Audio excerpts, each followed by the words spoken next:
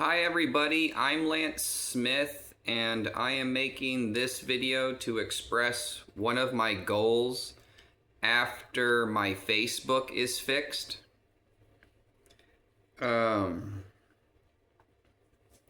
So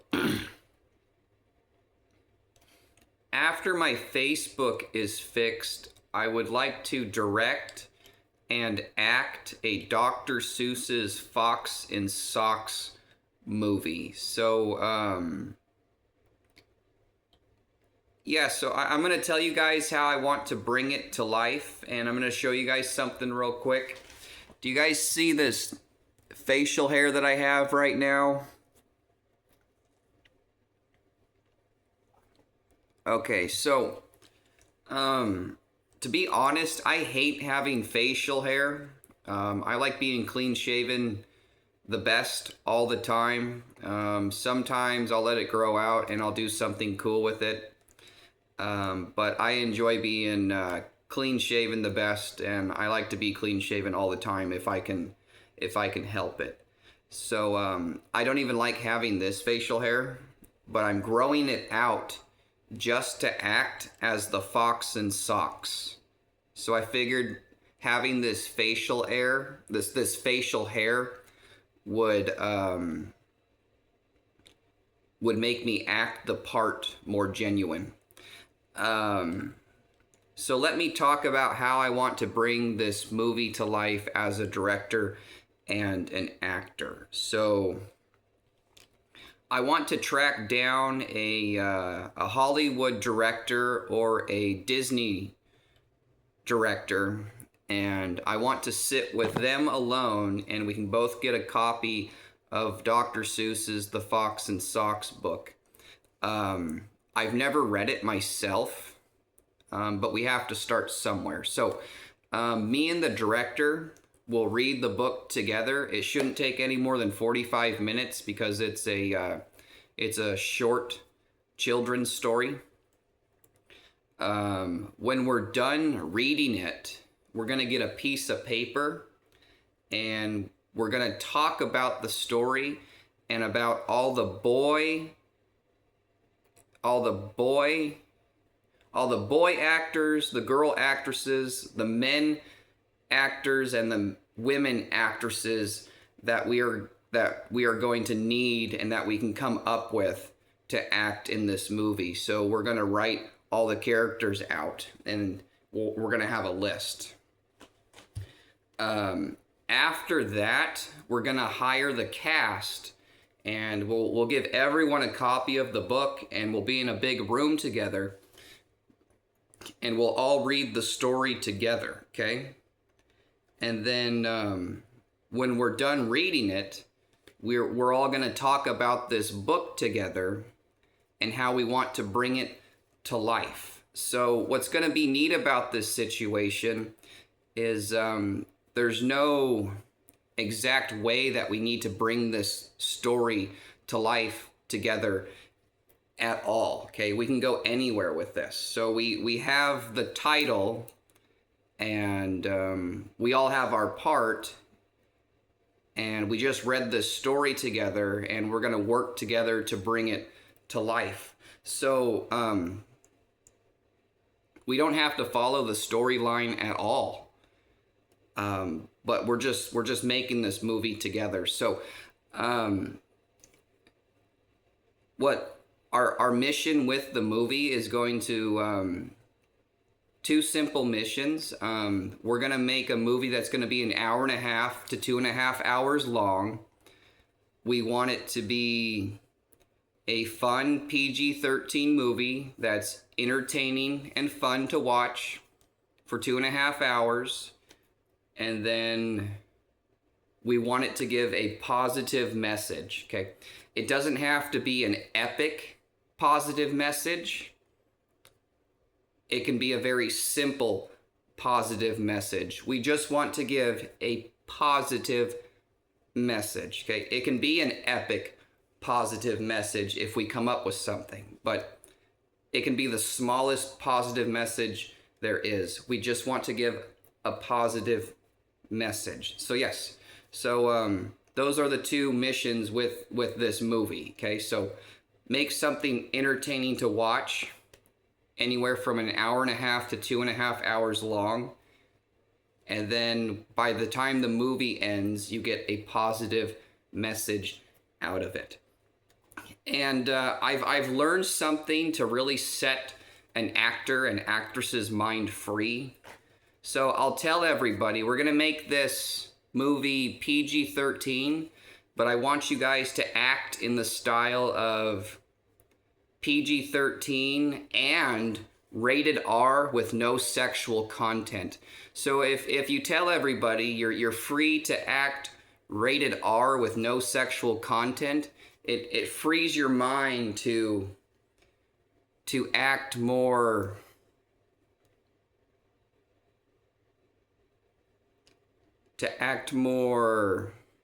more comfortable, more deep, stronger, okay?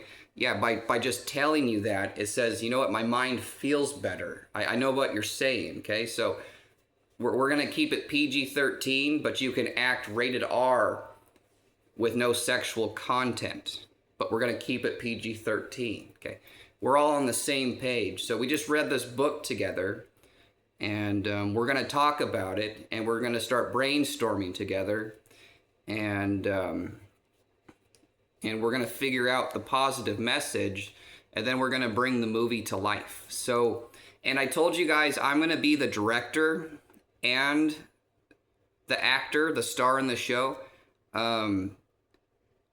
This isn't true, okay? I'm not going to be the director. I am going to be the star, the actor. I'm going to be the star actor. Okay, yeah, I'm going to be the star in the show, the actor.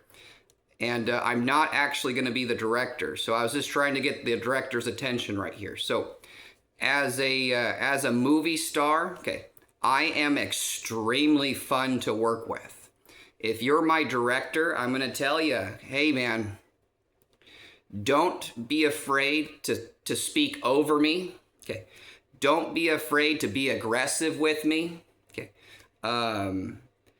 don't be afraid to really speak your mind. Don't be afraid of any of that stuff. And don't be afraid to be kind. And don't be afraid to be yourself. Yeah,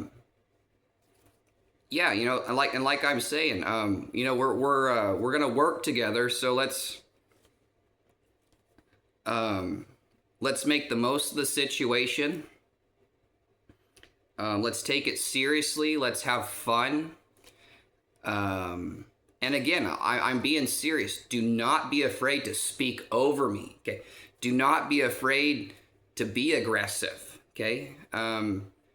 Yeah, you know, and I'm going to tell you, there may be a point when I do tell you no, we're not going to do this.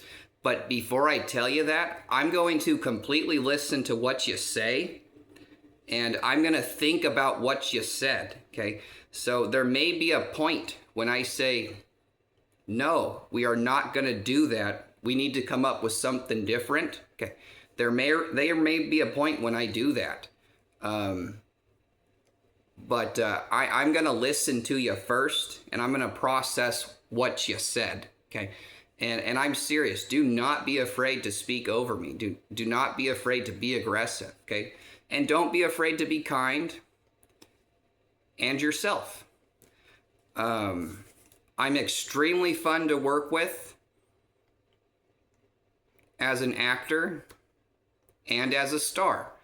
And you know, someday I'm actually going to want to direct a movie and not act in it at all. And I'm a very magical, fun director. I tell you what, I've got ideas, but this movie, again, I'm growing this out just to act the part, the fox in the socks. So, yeah, so right now I'm saying I'm going to be the director and the actor. That isn't true, okay? I'm going to be the actor. I'm going to be the star of the movie, the main role. And I'll be the assistant director, for say. But no, there is going to be a director who's in charge of the entire thing. And again, and yeah, we'll give good respect to the director. And again, I'm not going to be afraid for or yeah, I'm don't be afraid, yeah, to speak over me, yeah, or be aggressive with me, you know, or try to make a change that you feel is a positive change or something that can be done better. Okay, don't be afraid to speak up. Yeah, you know, at all. Okay, just don't have any fear of that going on at all. You know, just respect policy and law, and yeah, don't be afraid to be aggressive. Speak over. Okay, and don't be afraid to be kind and yourself.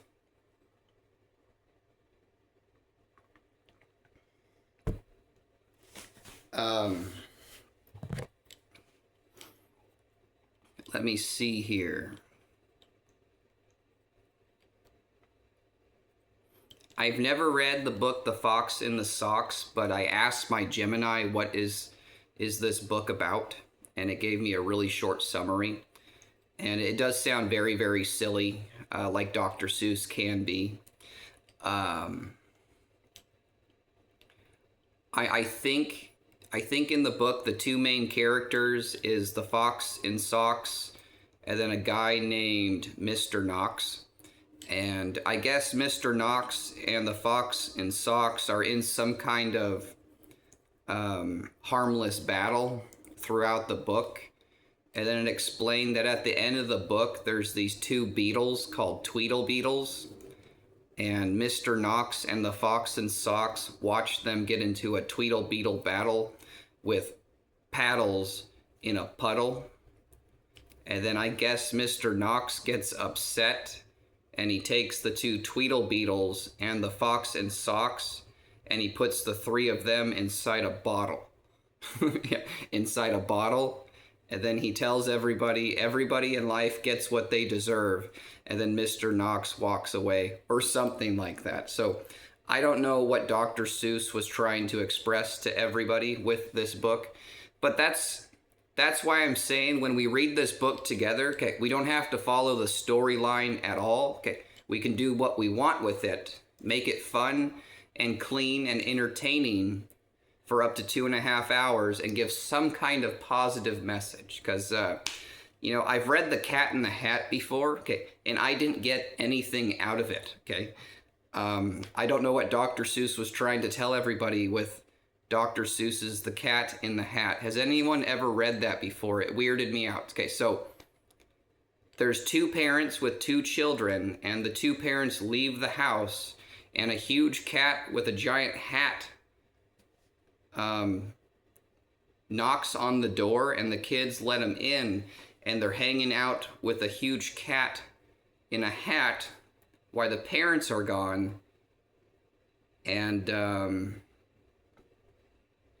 there's a talking goldfish, I think, and then the Cat in the Hat brings in a box with two people locked inside of it that trash the house. Then he puts them back inside the box. He cleans the house, and then he leaves just before the parents come back. I have no idea what kind of message Dr. Seuss was trying to give everybody with that story. Does anyone have a clue what was going on there? Okay. I can't find one yet. When I have read a few Dr. Seuss stories, some children's books, and I can kind of get a message out of them. Okay. I didn't find one in the Cat in the Hat. And you know, I like to play with people sometime. You know, just to mess with them a little bit. If they're trying to irritate me on Facebook or something, I'll say, "Hi, Cat in the Hat. I'm the goldfish in the bowl." Okay. What are you trying to tell me? Okay. Yeah, you know, I enjoy doing stuff like that with people sometimes. But again, I read Dr. Seuss's The Cat in the Hat, and I was like, that was really creepy. Okay, okay, the parents left, and a huge cat with a hat comes in. Okay, hangs out, brings in a couple people locked in a box. They trash the house, and then they leave before the parents get there. Okay. I don't know what Dr. Seuss was trying to express to children there. Okay.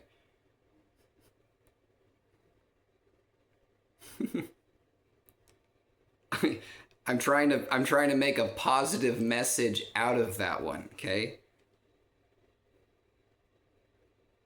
How do you get a positive message out of that, okay?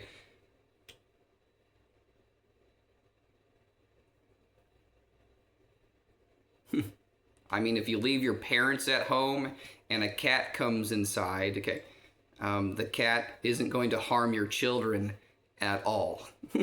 That's a positive message, okay. That's about all I can come up with. There was a goldfish the whole time. Hey, maybe that's the positive message, okay?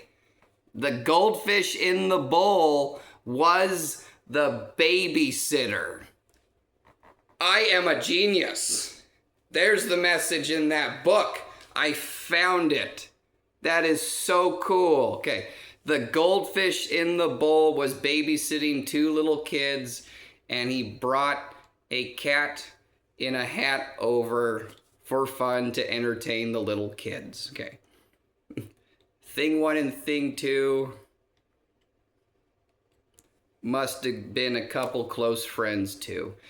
That's adorable. Thank you, Dr. Seuss. I appreciate that. Okay. That is a magical secret. Okay, look. The kids were not alone. The goldfish in the bowl was the babysitter the entire time, okay? There must be a secret like that in every single Dr. Seuss book. That is amazing. So, yeah, anyways, I do want to act as the fox in socks with a large group of actors and actresses and a director that wants to get into the part. If no one is seeing eye to eye with me, if no one wants to bring this to life, that's not going to bring me down. You know, that's not going to upset me. I'm just going to shave this off and work on a different goal. So,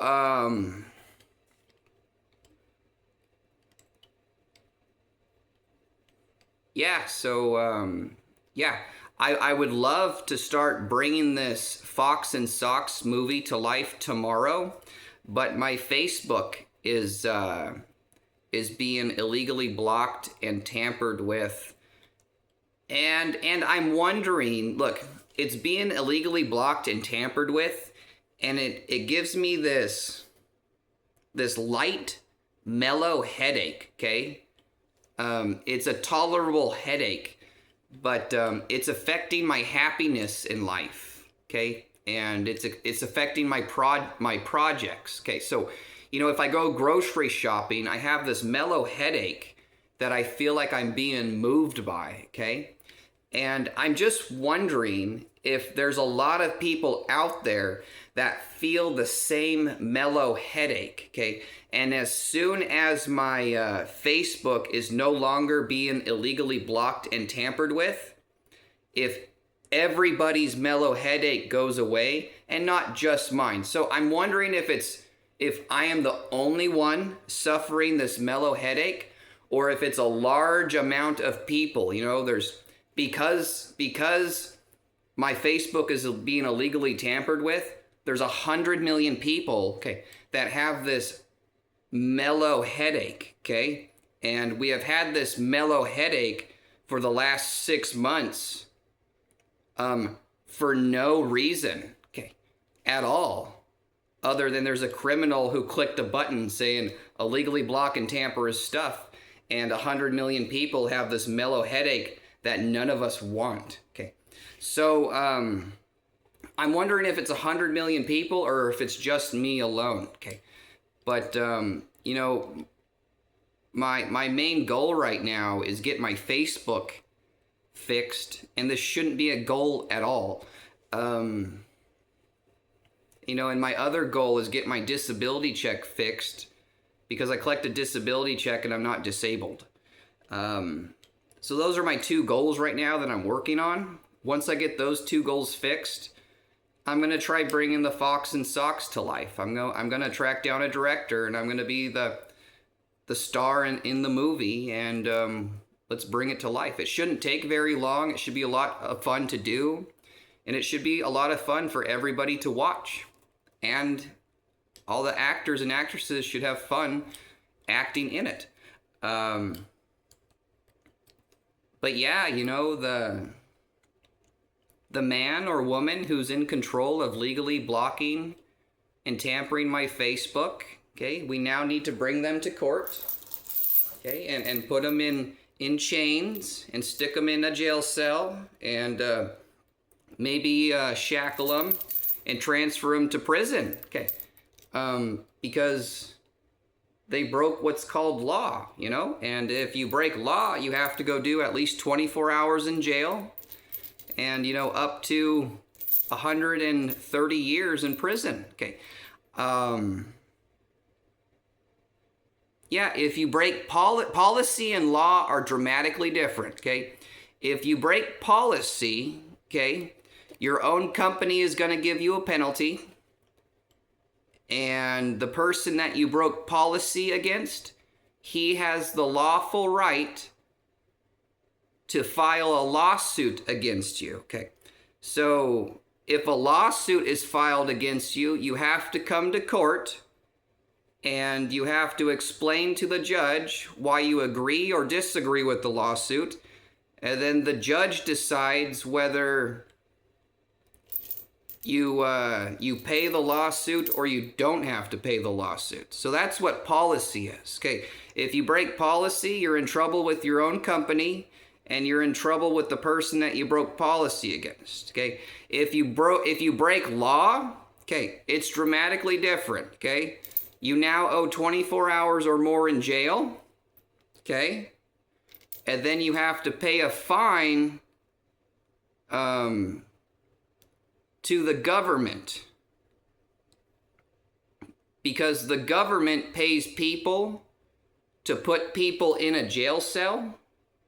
The government pays judges to come to court and to take the time to listen to why you broke the law and to give you the correct sentence. So yeah, the government pays money to have judges come to court, and the government pays money to guards to sit in jail and babysit you guys, and the government pays cops money to put these chains on you, okay, saying don't break the law, okay? So the government pays these people money, and then when you break the law, we need you to give money to the government so we can give that money to the people who are babysitting you in jail, okay? Yeah, so that's kind of how it works. It's not the exact way, but it's, what's the word I'm looking for? It's it kind of works like that, okay? It's not perfect facts, but you guys kind of get what I'm saying. So,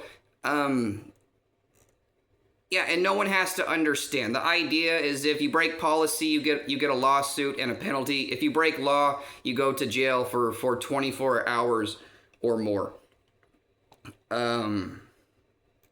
So I'm pretty sure law has been broken against me with my Facebook being illegally blocked and tampered with. And this wasn't something that I wanted to deal with, but now I have to deal with it now. So I have to go work with a social media law firm attorney and subpoena employees to the courtroom, and I have to prosecute you guys, and I have to press charges and have you sent to jail, and then you guys have to pay the court money, okay, for your own stay in jail and court costs. Yeah, you have to pay for court costs. Yeah, you have to pay for court costs. You have to pay for room and board in jail. Okay. Yeah, you guys get the idea. So, yeah, I mean, even if it was just broken policy, okay, I would have to be dealing with this too. It's kind of like, we'll come to court, okay, Here's your lawsuit, and then go fix my Facebook. What are you guys doing? This was a waste of everybody's time and money. Yeah, you know, some really messed up stuff happened to me on Facebook. The most irritating one was, I mean, I just read up on it on my own Facebook. August 1st, I made a post saying, hey everybody, I'm the Little Mermaid. My Facebook is being illegally hacked. Would a Facebook employee please contact me and help me? And I made the post, and I got a message from Facebook saying this is hate conduct and we're removing the post. And you have an option to have it reviewed, to say and give a message saying actually there's nothing wrong with this, could you please look it over? So I did that, and they read it again, and they said, yes, we're taking this off because it's breaking hate conduct. And there's a rule on Facebook that says everybody on Facebook in the entire world has to follow the exact same rules, okay? And so I gave an SOS about my Facebook being illegally tampered and blocked, and they said we're taking this off. So, you know, like, I think, yeah, it was only like a month later, there was this really attractive, beautiful, hot girl who was 25, and I sent her a message that everybody can see on Facebook that said, "Hi, fox girl, I am a fox boy. Woof woof, I like chicken." And one man posted in front of everybody to see, "You are a pedophile." And then another man posted, he uploaded a picture of me and said, "Lance Smith is the next school shooter." Okay, so I reported both of these to Facebook security. And, you know, every time I had ran into something negative on my Facebook, I had reported it to Facebook security. And most of the time they would send me a message saying, yes, we got rid of this post. Those two, I sent to them, and they sent me a message back saying, these posts are both okay. Okay. So that was the most irritating thing that Facebook did to me. And, you know, I'm not going to ask for $3 million. I'm not going to ask for $3 billion. I want $3 trillion for that. So, I mean, if I ask for $3 trillion and they say, we're only going to give you $5 million, okay. All I can do is accept the $5 million, but I am going to ask for $3 trillion, okay? How disgusting is that, okay? Lance is the next school shooter. We're not going to take that down, okay? So I'm really going to fight for $3 trillion bucks from Facebook, okay?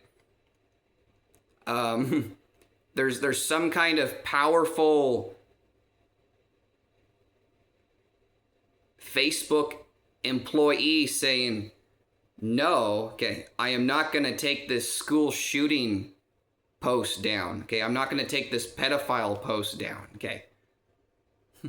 What were you trying to do there, Facebook? Okay, yes, so I'm going to ask for $3 trillion, okay? And I'm going to be serious about it. They're going to say, how about $3 billion? I'm going to say, no. I want $3 trillion, okay? I want your company to be in debt to me for the next 120 years, okay? You guys have a person in control, okay? And you guys say, frame them as a school shooter and a pedophile, okay? You know, and there's a rule that says everybody, okay, is under the same rules of Facebook, okay? Yeah, so I'm going to subpoena all of you into court, and we're going to prosecute all of you guys. So I don't know what your guys' idea was with this situation. Again, I caught you guys 4 months ago, and I said, hey you guys, yeah, it was about 4 months ago. I said, hey guys, transfer me $50,000 even though you guys owe me $5,000 plus. and then just work with me, and we'll put all of this behind us. But instead, you guys got like 20 times worse. Yeah, you guys got 20 times worse, and you guys wouldn't take the school shooter post down or the pedophile post down. Okay. So you guys just went like, rather than accepting a good offer, you guys went out and broke every law and policy that you possibly could against me and the country of America, and policy and laws against every other country in the world. Yes, so I'm going to ask for $3 trillion. That was disgusting.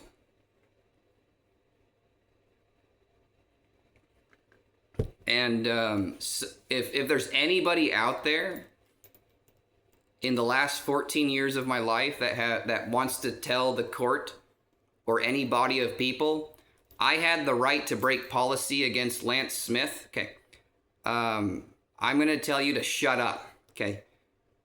No one had the right to break policy and law against me at any moment. There's an old Bible verse. If it wasn't a Bible verse, it would be a quote, okay? Judge yourself before someone else. So I judge myself, and I'm saying, in the last 14 years, I didn't see everything that I did, okay? No one had any right to break policy against me one time. So I suggest do not use that in court or against me ever. Yeah, ever. Just don't say that against me to a body of people. Don't do it in court. It's going to backfire on you horribly. Yeah, if you want to say, I had the right to break policy against Lance Smith, okay? Okay, I'm going to try to make your jail sentence bigger, and I'm going to like triple your lawsuit, okay? Yeah, so I'm really upset with Facebook, I tell you what, okay? And again, I want to start working on this Fox in Socks movie tomorrow, but it might be 4 years from now, because I have to deal with Facebook illegally blocking and tampering my Facebook. So I would love to start on this goal tomorrow, but this goal might happen 4 years from now. Okay. See, I'm a very realistic person.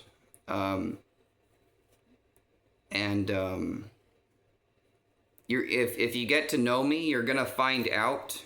Some people say that he had a mental illness. For a while, okay. So it was 14 years ago, in 2011, I did develop a momentary mental illness, okay? I had a hallucination, like many humans do. I isolated myself. I needed help from a psychologist and a psychiatrist, okay? So my first psychiatrist, okay, didn't even ask me any questions. He said, take this pill, okay? My second psychiatrist, I told him what happened to me. I told him the truth, okay, about how I got a concussion, okay, and how my nose was broken and hanging there, okay. And when I was done talking, the psychiatrist told me none of that ever happened, okay? You're mental, and you're delusional, and you're bipolar, and you're manic, okay? And you have to take bipolar pills, or I'm not going to let you leave this hospital, okay? So it was clear that I had a broken nose, okay? And it was clear that I wasn't bipolar, okay? Yeah, so it was clear that I needed medical help, and it was clear that my nose was broken, and it was clear that I wasn't bipolar, but the psychiatrist decided to say his nose isn't broken and he's bipolar. So as years went by, when I was in these mental hospitals, all the staff would tell the psychiatrist, you know, the psychiatrist is the doctor in charge. They would tell him, Lance has the most stable mood in the hospital. Okay, he doesn't have a mood disability. Okay, and the word bipolar is a mood disability, where you go back and forth from two moods with no reason. So there's no reason for it. So the idea is, you're really, really excited, and then you're really, really sad, and there's no reason for this. And then you get excited again, then you get sad again. Okay, it's any two emotions like that. So I'm in the hospital, and I'm talking like I am now to everybody in the hospital, including the psychiatrist, and all the staff tells the psychiatrist he's got the most stable mood in the hospital. He doesn't have a mood stable. He doesn't have a mood disability, and the psychiatrist says he's bipolar. He needs bipolar medication. So I was suffering from a hallucination that gave me paranoia. So I would talk to a psychiatrist, and I would tell him, hey, psychiatrist, I believe you can help me, but the first thing I need from you is to tell everybody I'm not bipolar, because I'm not able to open up to you for help if you tell people I'm bipolar when I'm not. And I would tell the psychiatrist, I had a hallucination that I want to tell you about, and I bet you can help me with the hallucination, but I can't open up to you about my hallucination if you're telling everybody that I'm bipolar. Okay. So that was my story for 14 years. It was this never endless circle of me telling that to a psychiatrist. Okay, the staff says there's nothing wrong with him, and the psychiatrist says he's bipolar. Okay, so yes, in 2011, I'll admit I had a hallucination that caused me paranoia. Okay, and I needed help with my paranoia. I needed to talk about my hallucination with a psychiatrist. Okay, and I needed to tell the psychiatrist the paranoia that the hallucination caused me. Okay, and the psychiatrists, they all said, I don't want to hear you talk about your hallucination. Okay, you need to just accept that you're bipolar, and take your bipolar pills, and never stop taking your bipolar pills. And some people, so again, I had paranoia, but I also understood that some of my paranoia wasn't paranoia at all. It was reality. Okay, so I'm talking to a psychiatrist that knows that I'm not bipolar. Okay, this isn't paranoia. Okay, I'm now dealing with a criminal psychiatrist. Okay, so I looked into it. If a doctor, medical or psychiatric, intentionally makes a false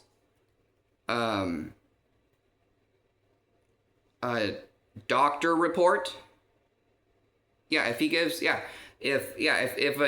a doctor intentionally gives a false diagnosis, it's called medical malpractice, and it starts with 24 hours in jail, and you can get up to life in prison with it.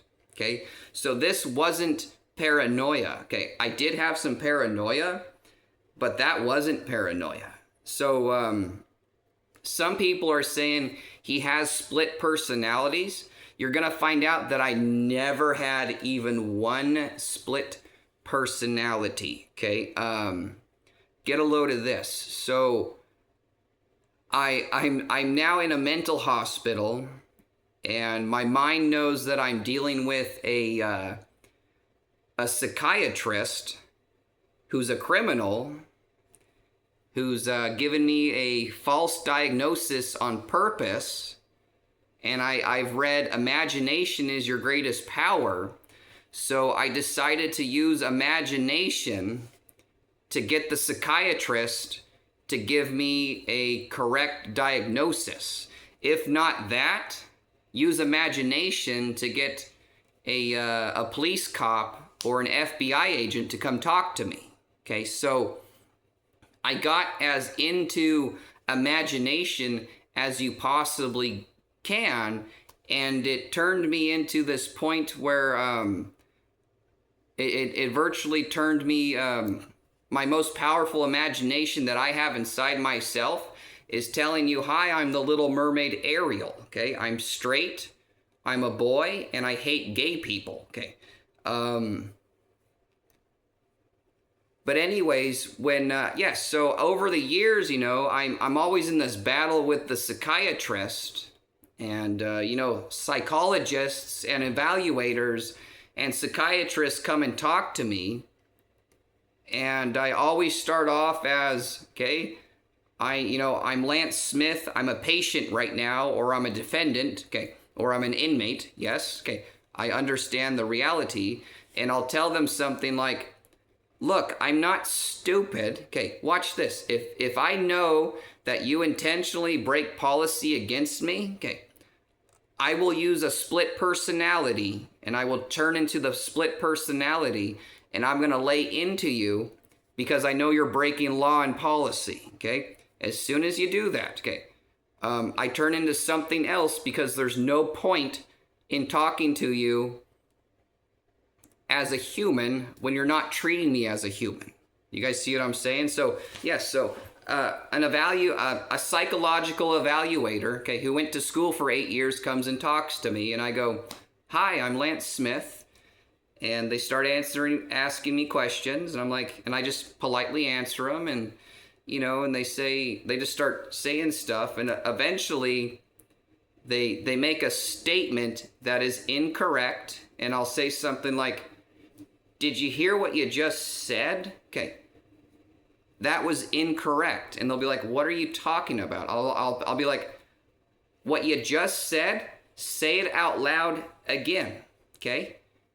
And they will, and I'll be like, what you just said is incorrect, and I can prove it to you right now, okay? And then they'll say something like, right now you're being manic, okay? And then at that point, I'll be like, no, I'm not being manic. You're just trying to upset me right now, aren't you? And they'll be like, nope, you're mentally ill and manic, and I'm gonna write this report on you. And then I'll say something like, you can call me the Joker, okay? Right now, I want to take your head and smash it into the table. And in the report, why don't you write this? As soon as I get out of this jail cell and I find you, okay, I'm going to cut your throat, okay? I'm going to shoot you in the face with 1,000,000 bullets. Yeah, go ahead and write that down, okay? So the idea is as soon as a psychiatrist or a psychologist, okay, you know, or an evaluator, as soon as I know that they are intentionally giving a false diagnosis on me, I'll turn into a split personality and just lay into them because there's no point in sitting there and being calm while they're just sitting there being a criminal and trying to bully you with the situation. You guys see what I'm saying? So you're sitting there acting calm with perfect stable mood, and then they tell you you have a mood disorder. Yeah. And I'm going to force you to take mood disorder pills, okay? And you're manic, okay? And you're delusional, okay? Yes. And it's kind of like, okay there, buddy. Yes, you can call me the Joker, okay? And I'm going to kill you someday, okay? Because you're the criminal and I'm the good guy, okay? And you're fucking retarded, okay?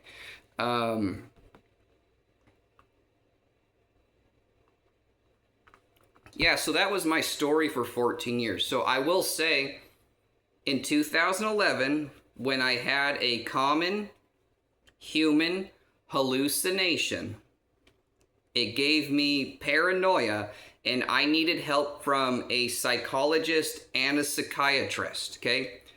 I would have been cured, okay, within a couple months, tops, okay? If a simple psychologist and psychiatrist would have tried to help me, okay? But instead, I just wound up in a big nest of criminal psychologists and psychiatrists that said, oh, you have a mood disorder, he, okay? it was never funny. But yeah, so I mean, like, and I'm even wondering. My mind's asking after reading that summary on the Fox and Socks. Okay, I wonder if the man in control of illegally blocking and tampering my Facebook, I wonder if he's like Mr. Knox and I'm like the fox in socks. Okay, so you're gonna find out that I am a human. Okay, but if you don't treat me like a human, then aren't I being like a fox? You guys see what I'm saying? If you're not treated like a human, you're almost forced to become something else in order to be treated like a human again. Do you guys see what I'm saying? I'm not being treated like a human right now, so I'm using the power of imagination. Yes, you can call me the fox in socks, okay? I'm being a clever fox trying to get my Facebook fixed, okay? And then Mr. Knox, he sticks two Tweedlebeetles and the fox and socks in a bottle, and he says everybody gets what they deserve in life. And I'm wondering if the Tweedlebeetles represent two cops that Mr. Knox is trying to get to fight themselves. And then Mr. Knox takes the two cops and he puts the two cops in jail and says, you know, I'm Mr. Knox. I'm going to go get what I deserve. I don't know. So whoever's illegally blocking and tampering my Facebook, I'm trying to backfire this on you the worst that I possibly can. So again, if there's anyone out there that says I had the right to break policy against Lance, go ahead and shut up and don't think about saying that in court or to a body of people. Okay. What else? Okay.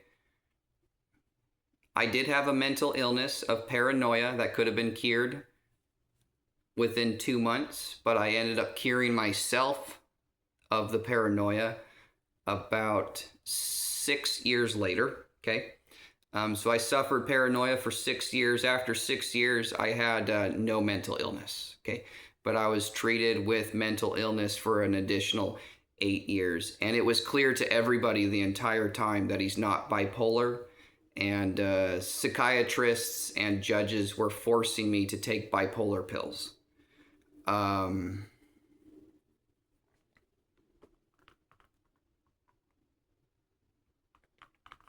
Yeah, I never had any split personalities at all. I understood that I was Lance Smith, a human, the entire time.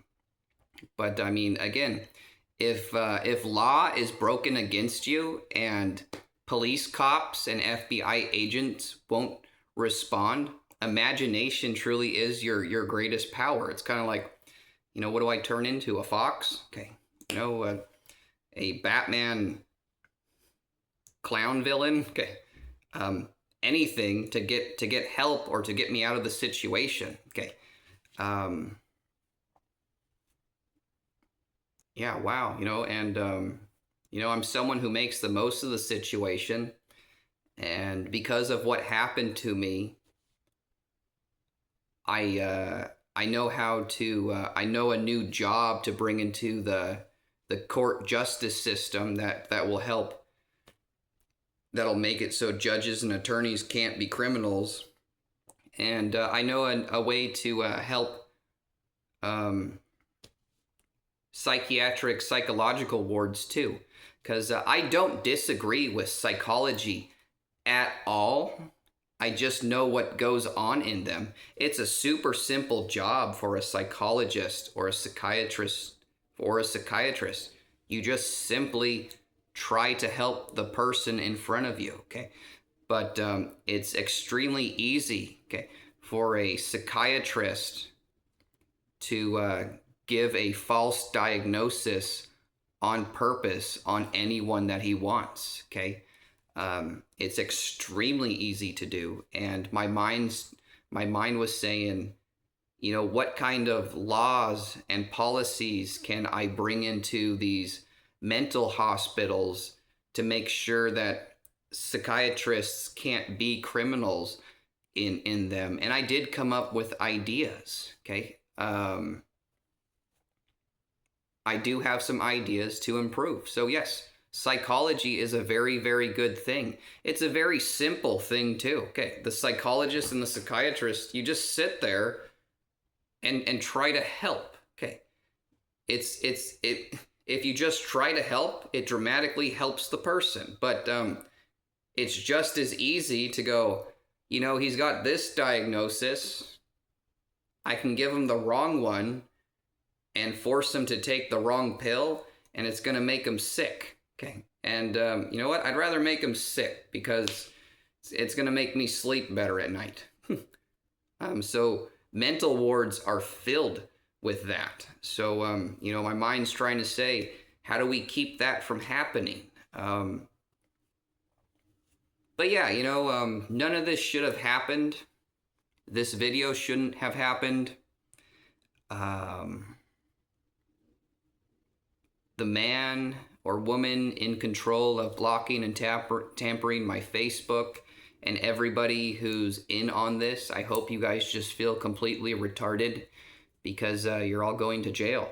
Again, I want to start working on the Fox and Socks tomorrow, but tomorrow I have to keep working on fixing my Facebook. So, you know, me personally, I'm a very kind, safe, strong, and fun person. I'm extremely empathetic. You know, if you've heard about me, you know, I believe in unfailing love, true love, and loyalty. There's a lot of people that are into pornography and being a Playboy bunny. As long as you follow policy and law and you want to be into pornography and be a Playboy bunny with 20 girlfriends or boyfriends, okay, I'm going to be totally cool with you, okay? I just expect everyone to follow policy and law. Yeah, I'm extremely empathetic, okay? I didn't understand how empathetic I was until later in life, but I've always been empathetic. Like, there's some people that are into being empathetic. I wasn't at all, but I was always able to understand people. It's you know what? Why not make this a little bit on that empathy thing? This will probably crack everybody up a little bit.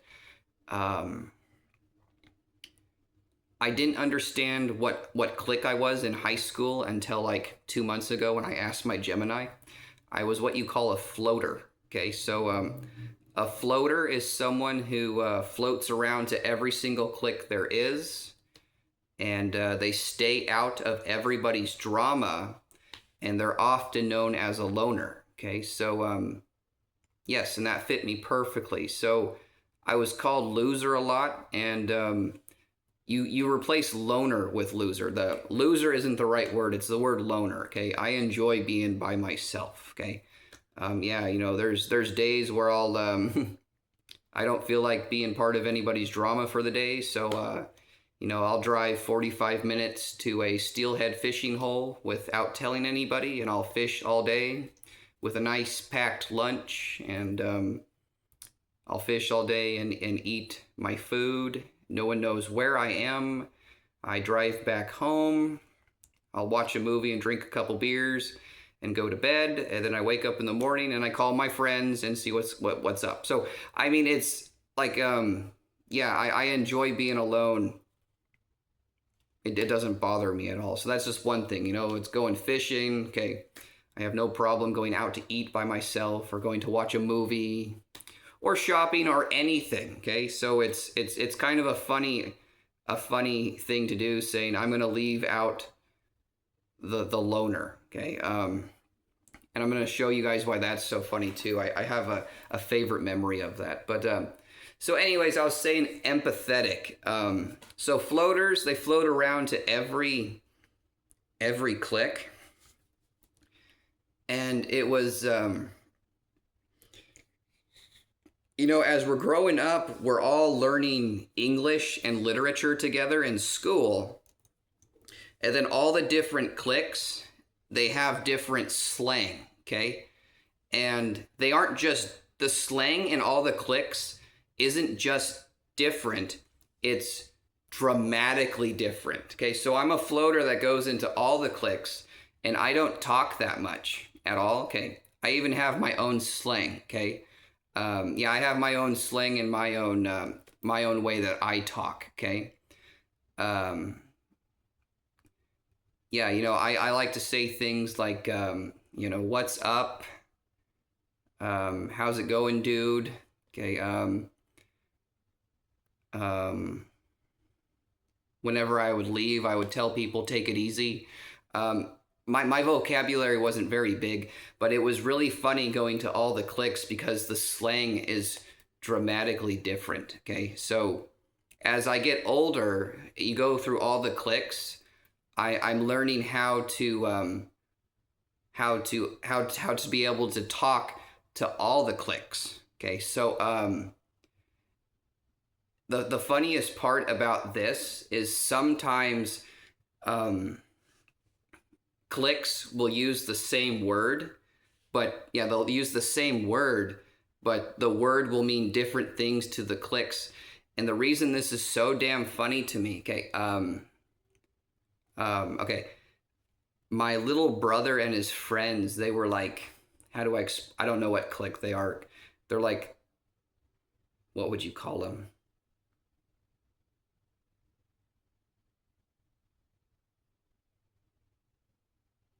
They were gamers. Yep. Yes, they were gamers. That's what they were. Okay. Video gamers. Yes. Yes, they were weed smoking gamers. Okay. And there was this time when the word swag was in some cliques. Swag and swagger. Okay. Um, if someone says that swag, or what was it? Okay. Well, I meant there was that song where the girl sings and we kick him to the curb. What was that song? Give me a sec here. Okay. She's saying, and the boys are lining up because they hear we got swagger, and we kick them to the curb unless they look like Mick Jagger. Okay, so the word swagger to them meant something cool. I even met a girl in the mental hospital. This guy got mad at me, and a girl said, "You're just mad at him because he's got swag." Okay, so the word swag to a clique out there meant really cool. Okay. Okay. Man, this made me laugh so hard. To my little brother, to my little brother's group of like 10 friends, they smoke weed and play video games. The word swag was an insult. Okay. If you do something stupid, they go, "Man, that was so swag." Okay. Yeah, and like it made me laugh every time they used the word swag, because there's like this huge body of people out there saying swag means something cool, and my little brother and his 10 gamer friends who smoke weed, swag is an insult. Okay, but that's what it's like to be in all different in all the cliques, because you're running into large cliques, you're running into small cliques, and they all have their own slang mixed with normal English and literature. And you find out that swag is a insult here and swag is a compliment over here. And sometimes as a floater, you see two cliques, they're all happy together, and they start talking. They don't understand each other's slang. Okay, they're not insulting each other even a little bit, but their slang means different things and they don't know what it means. So the next thing you know, they're fighting because they don't know what each other's slang means. That's what it's like to be a floater. So you're not in anybody's drama. You float to each clique, and you're happy to be alone. Okay, and you're known as a loner because you enjoy being a loner. Yeah. So yeah, my little brother smoking weed and friends. That was so damn funny. Okay. You know what? We're at an hour. I can keep talking a little bit longer. Weed. Okay, yeah, this is a positive. Yeah, I'm gonna give this positive message too. Let's talk about marijuana a little bit. To be honest, in high school, why even get into that? Yes, I was into underage drinking, but it was because I had a hand injury, so it killed the pain in my hand. If it wasn't for that, I probably would have said no to alcohol and focused on my studies, but instead I focused on alcohol more than anybody. There was a rumor at school that Lance drinks alcohol every day after school, and some kids would come ask me, "Hey Lance, we heard that you drink alcohol every day after school," and I would tell them, "I do. Did you guys want to go get completely shit-faced right now?" Okay. I've got an 18 pack of Budweiser and 2/5 of Hard A. So I had a good restaurant busing job, and I had connections to alcohol, and I would bring friends to my house after school, and my main friends would laugh and say it's always there, and they say, "What are you talking about?" They go lift up Lance's bed skirt, and they would open it, and there would be an 18 pack of Budweiser sitting there, and they would say, "And go check behind that pile of clothes in his closet," and they would move it, and there would always be a 5th of Hard A. Sometimes good, sometimes terrible. Sometimes it's Captain Morgan, sometimes it's Monarch 151. Okay, that costed $10. But it was always there because I had a good busing job. I paid for my truck gas and insurance, and then I blew the rest on alcohol. Weed. So, and the reason I was able to drink alcohol like that is because my parents told me I can drink all the alcohol I want. I'm just not allowed to smoke weed.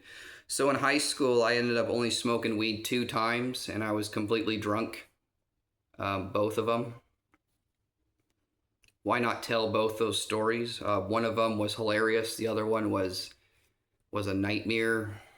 I was at a small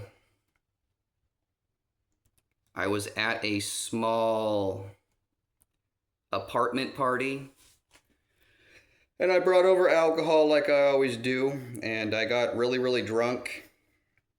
And one of my favorite friends, Joe Morgan, showed up, and he was like a leader of smoking weed at school, and I decided to smoke weed for the first time. I think it may have been like the beginning of senior year.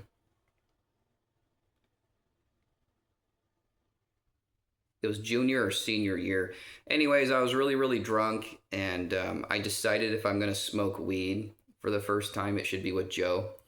And we're in a room with 4 boys and 4 girls. And they're like, "All right, Lance is going to take his first hit of weed." And he gave it to me, and I smashed the whole bowl and just blew out the biggest cloud that you've ever seen. And I was drunk and completely high. I didn't like the high at all. It felt like my face was buzzing like a beehive. It wasn't a good feeling at all. And I sat down, and my buddy Travis socked me in the stomach as hard as he could. And I started throwing up, and my friends put me in the bathtub, and I threw up for 2 hours. And that was my first experience of smoking weed. My second experience of smoking weed, I was at a big party, and there was a hot tub in the back. And my friend James said, I was pretty smashed drunk, and my friend James said, "Hey Lance, did you want to come into the hot tub with me and my friend? We have this huge bong, and we're gonna smoke some bowls and hot box it." And I said, "Yeah, I'm drunk enough to smoke weed right now. Let's do it." So we got in the hot tub, and we had them close the top of the hot tub on us, and we're in there. I think someone used their phone or a flashlight, and we're in there, and we smoked 2 huge bowls out of this bong, passing it around. We killed 2 bowls, and then we hit the thing, and they said, "Get us out of here," and they opened it up, and there was this big ass thing of smoke, and all 3 of us climbed out, And I climbed out, and everyone was like, "Holy shit, man! Lance just turned into the leprechaun." And I didn't have the face buzzing feeling that time, and I like walked to the couch and just laid there. And everyone looked over at me, and everyone was like, "Holy shit, Lance is just high as fuck." Okay, and it wasn't a very good feeling because I was half drunk. So that was the two times that I smoked weed in high school, and both of them sucked. Okay, hotboxing the hot tub, that was funny because when they opened it up, the whole cloud came out of it, and everyone was like, "Lance has turned into the leprechaun." Okay, but so I didn't get into smoking weed until it was half legal, meaning you could smoke weed if it was for um,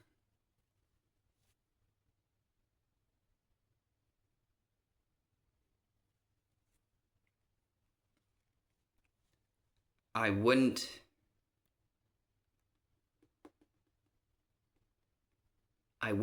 Okay. I started smoking weed when it was half legal, meaning you could smoke it for medical purposes. So I was dealing with my own head injury, and my relationship with my little brother had distanced from me over the years, and he got really into smoking weed, and he sold it himself, and I'd only smoked weed two times. So I'm dealing with a concussion, and I'm thinking to myself, you know what? Maybe if I smoke weed with my little brother, it'll rekindle my relationship. So I go into his room because he was living at my house. That was another story. After my concussion, I paid for 6 months rent, and I told my little brother that he can have my old room if he wants to sell weed in it. And he said, "Hell yeah." So I would sleep on the couch after I paid for 6 months rent, and my little brother, they're like 5 years younger than me. They just hang out in my room that I pay rent for, and they sell and smoke weed. So I decided to rekindle my relationship with my little brother, and I go in there. I was like, "All right, you guys, this is like my third time smoking weed, and I've never smoked it sober. Why don't you guys give me a good bowl?" And they loaded me a good bowl, and I took a hit, and I blew it out, and I felt the high for the first time, and I laughed really, really hard because alcohol gets you higher than marijuana. Um, Marijuana is actually a much more controlled high, a much more mellow one. And I took the hit, and I was like, all my friends in high school were paying $20 for little nugs of this stuff, but I actually get it now. It's why people love it so much, and why people are so addicted to it. It's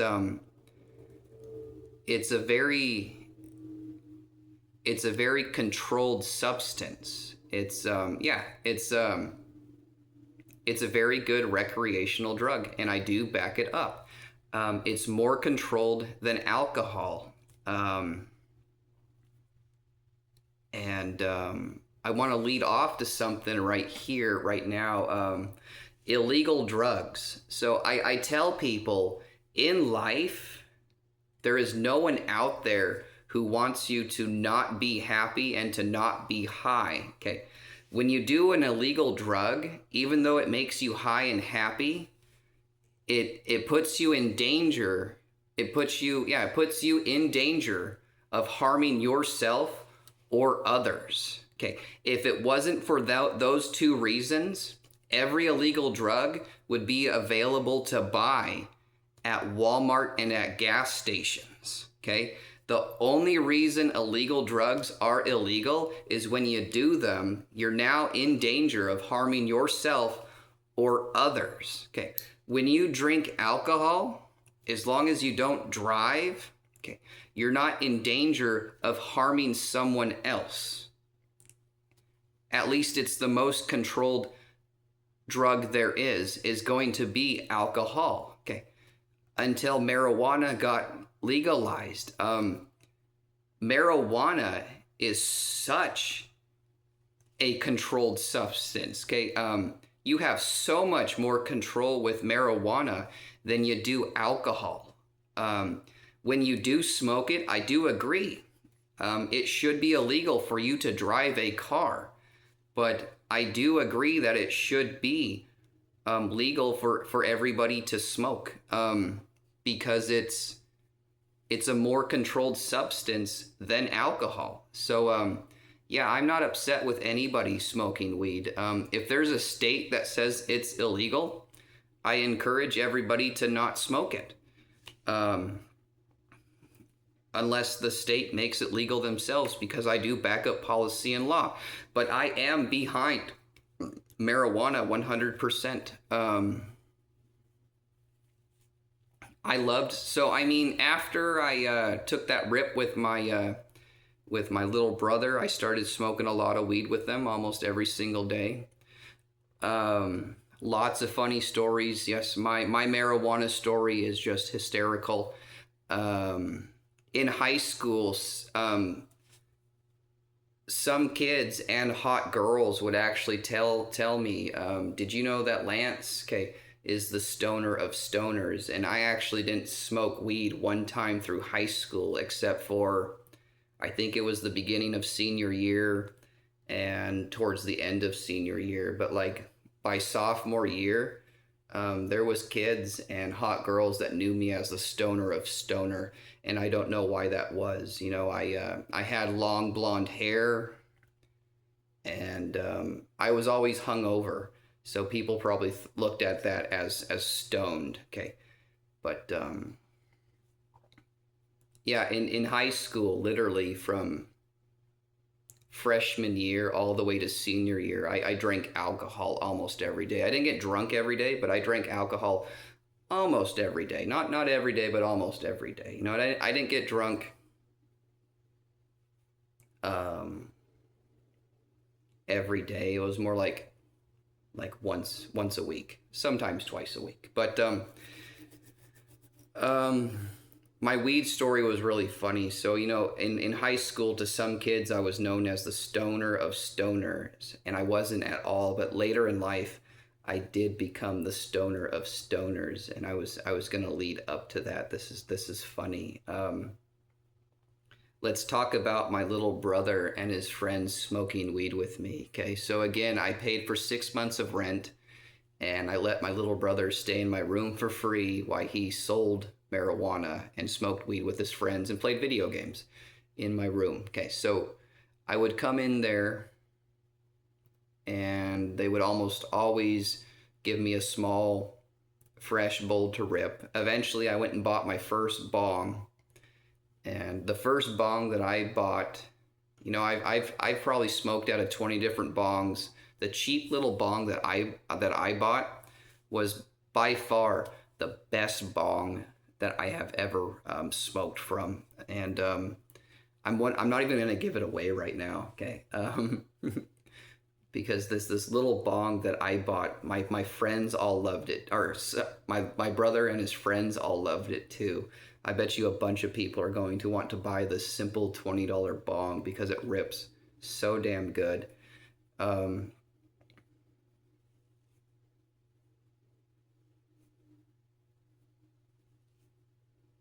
considering, it's weed. I'll give it away for free. Yes, I'm filled with entrepreneur ideas.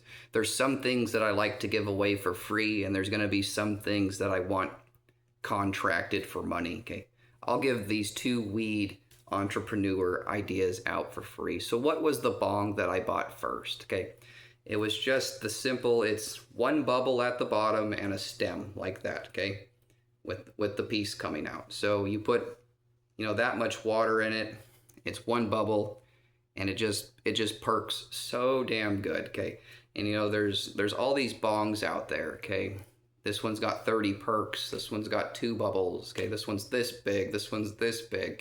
They all rip differently, but this classic, just one bubble, one stem.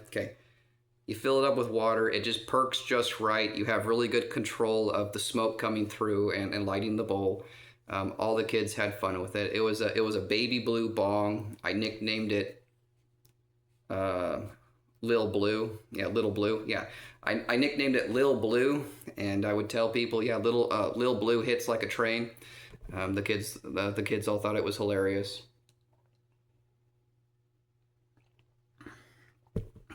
But anyways,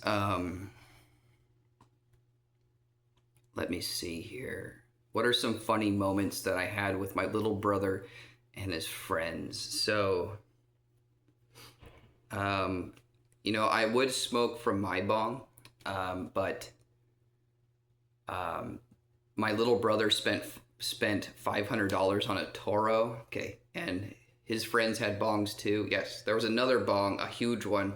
Anyways, I come in there and they go, let's give Lance a tandem hit. And I'm like, what's a tandem hit? They said, don't worry about it. Okay, but we're going to give it to you and you need to smash the whole thing in one rip. So they get this big ass bong out with a giant bowl and they hand it to me and they're like, all right, Lance, we're not going to let you have this unless you rip it all in one rip. And I was like, okay, I'll do it. So I ripped the whole thing and I blew out the giant thing of smoke and it sucked because what these little kids did to me is they took this giant bowl and they filled it with a third tobacco, a third marijuana, and then a big blob of oil. Okay, and I smashed the whole thing in one hit. And when I was done smashing it, they were just all laughing their asses off, and it wasn't funny to me. Okay, I didn't appreciate that at all. Now let me tell you what I didn't appreciate even more about these little shits. Okay, so they all sit in my room smoking weed and okay, so they had this big fat old pipe. Okay, a really the most dirty pipe that you've ever seen. Okay, this big fat glass pipe, and they have smoked a shitload of weed out of it, and I guess one of them broke it. Okay, and this ball of resin, or not a ball, it was a log of resin fell out of this pipe that was about this long, okay, and about this wide. Okay, and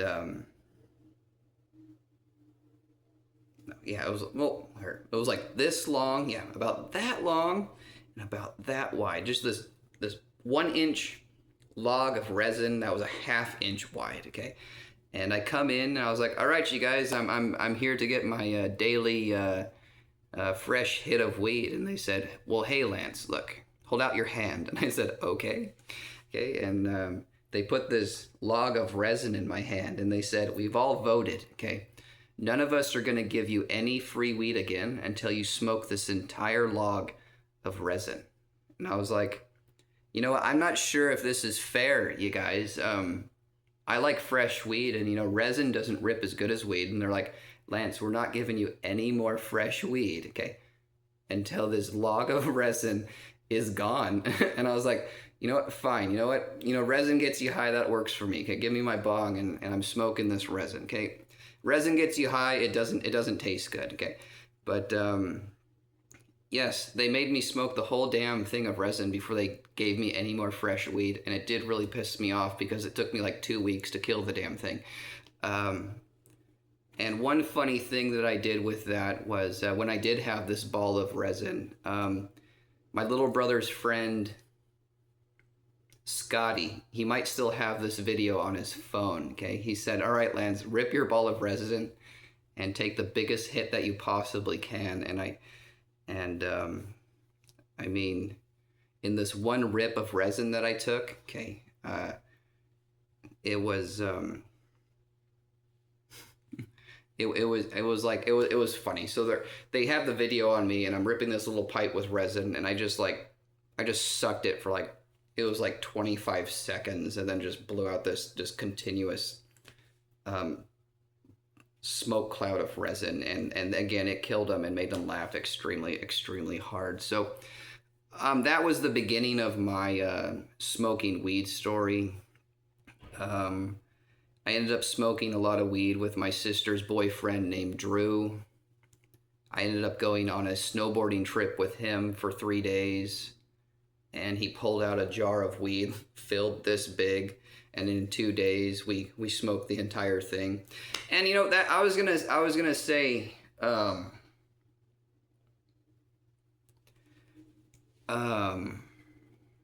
when it comes to smoking weed, Um, Again, it's a controlled substance. It doesn't get you too high. You shouldn't drive. I can smoke regular weed all day and be just fine. I can smoke weed and I can go play basketball, or I can skateboard, or I can hang out with family. If you give me a hit of oil, it paralyzes me and I can't move. I don't like oil at all. But yeah, I smoked that entire jar of weed with Drew in one day. Going along, let me see here. I ended up smoking quite a bit of weed with my crappy mother a lot. That was fun. Um, Another funny one was I was staying at a men's shelter, and I met this fat guy named Joe. And one day he said, "Did you want to come out to my car and smoke weed with me?" And I said I would love to. And we go into his truck, and he goes, "I feel safer out in the parking lot across from Griggs." So we drove like a mile to this empty parking lot, and we smoked weed in his truck, and then we drove back to the men's shelter. And we did that like every day for a month. Just me and this fat guy named Joe. We would just drive to this empty parking lot across the street from Griggs, and we would sit there passing a pipe back and forth, getting completely blown, and then we would go back to the men's shelter and like play cribbage. That was funny.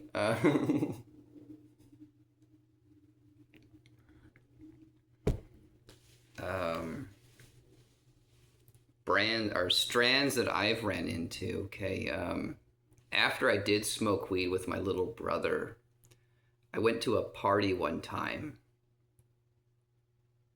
Yes, after I got into smoking weed, I went to my friend's house, and one of his friends who likes to smoke weed showed up. And he said, "Did you want a hit?" And I said, "Sure, I'll try this." He said, "I got this amazing weed, try it." And I smoked it, and when I blew it out, because when you smoke weed, it always just kind of tastes like grass. It's not very good. I took this hit, and when I blew it out, it tasted like mango Kool-Aid, and I was like, "What in the hell was that all about?" And I don't remember what he actually called it, but then he had another strand. He holds out this nug that looked like a white piece of popcorn. He said, "This is White Widow." And I said, "I want to try that." And he said, "This is my personal stash. I'm not letting you have any." So after he showed me that nug, I wanted to try White Widow extremely bad. Okay. But, I started smoking weed from ages,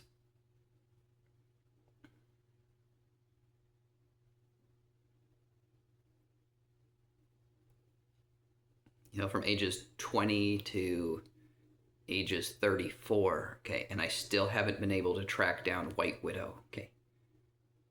Or get my hands on some. I've seen it, but I wasn't able to buy it because I didn't have enough money. Okay. But I've been wanting to try White Widow. I've also heard Northern Lights is really good, and I want to try that one. The best one that I've tried, I enjoyed Purple Punch. I'm not able to express what weed is good myself, but I liked Purple Punch. It's not very. Let me see here. It's drier and it falls apart easy, so it's not like sticky and clumpy. I like that stuff. And I'm leading up to something else hysterical when it comes to smoking weed with me. Okay. I cannot roll a joint for the love of me, but I am the best at packing a bowl in a bong. Okay. It's super funny. If you give me a big bag of weed and good papers, okay, if you give me like 4 hours, okay, I'll hand you what I call a goose turd, okay? So you're going to have, 4 hours later, okay, give me a good bag of weed, some really good rolling papers. About 4 hours later, okay, I'm going to hand you this joint that's really fat, really loose, and as you smoke it, all the weed falls out of it. And I suck so bad at rolling joints, but when it comes to packing a bowl in a bong, okay, no one is better at it than me. So the idea is You don't want to pack it too tight because it burns. It burns too slow. If you pack it too loose, it burns too fast. Okay, but if you pack it just right, you have control of it and it burns through nice, and you have control of it and it enters your body better and it's great. Okay. Yeah, I love to pack a bowl, but if there's joints, I'm just like, good Lord, can someone else roll this damn thing? Because I just suck at it. Okay, here's your goose turd 4 hours later. So I'm leading up to something. Where was I going with this? Okay. Purple Punch was the best strand I've tried, but it's not the best weed that I have tried. Okay. I'm giving these entrepreneur pitches away for free.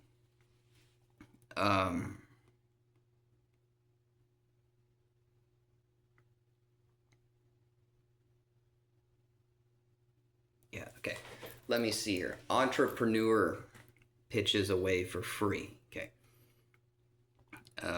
I said the best bong to rip is like just the simple bubble with the stem blown from cool glass. Yeah, okay. It to me it doesn't get better than that when it comes to a bong, okay? Or a pipe, okay. And I almost like it's almost my favorite way to smoke that because you can even put Kool-Aid in the bubble and smoke the weed. But anyways, I'm gonna give you guys 3 weed entrepreneur ideas. Okay, so I've already given one away. Okay, there needs to be a bong shop that makes a bunch of those single bubblers with the stems. Okay, they're cheap. Okay, they only cost like $20 or $40. But if you're into smoking weed, you should at least have one of those. If you're tired of your favorite bong, go ahead and rip one of those classic bubblers. Okay. Let me see here. Okay, so in high school, I was known as the stoner of stoners, but I wasn't. But I'm going to say at age 34, or was it 35? Okay. It was like age 35. I became the stoner of stoners for like 3 months. Okay. I wanted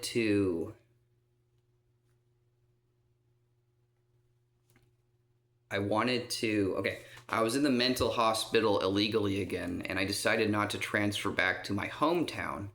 So I asked to transfer to Olympia, Washington, because I could transfer to anywhere in Washington.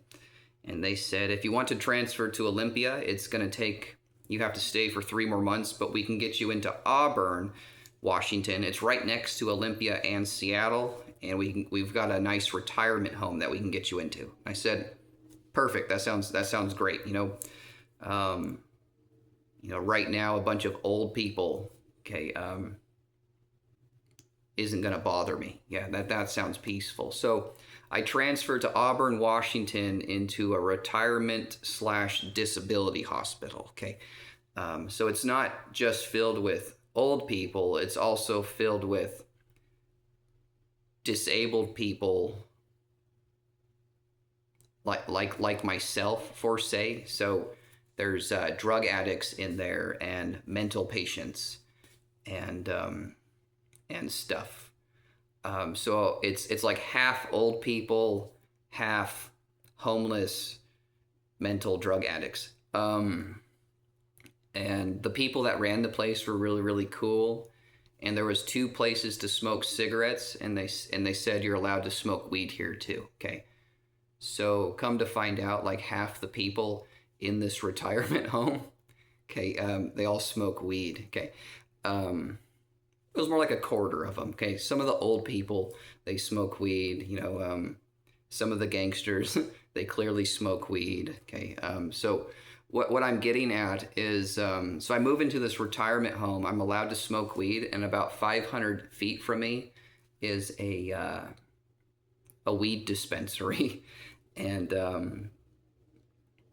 again, each month after I paid my rent for the the retirement home, I had like $300 extra, so I was able to go buy weed at the dispensary. So I met two other guys that were just as into smoking weed as me. There was a gangster named Peanut, a very funny gangster named Peanut, a veteran who was this fat veteran that was my age. He loved to smoke weed, and there was this old lady that went to that was stayed at the retirement home with us in a wheelchair, and she would smoke weed with this veteran every single day. So, and then there was this scary violent gangster named Boy, and he smoked weed sometimes, but Peanut smoked weed every day. The veteran smoked weed every day. I smoked weed every day. And that woman in the wheelchair smoked weed every single day. So I come into this retirement home, and I learn all the rules and the respects of everybody because I'm a floater who's able to bounce through all the cliques. And I walk to the